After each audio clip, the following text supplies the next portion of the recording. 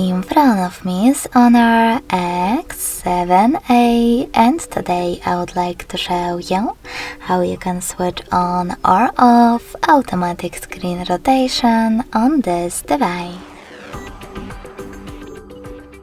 First of all, just open Tab menu.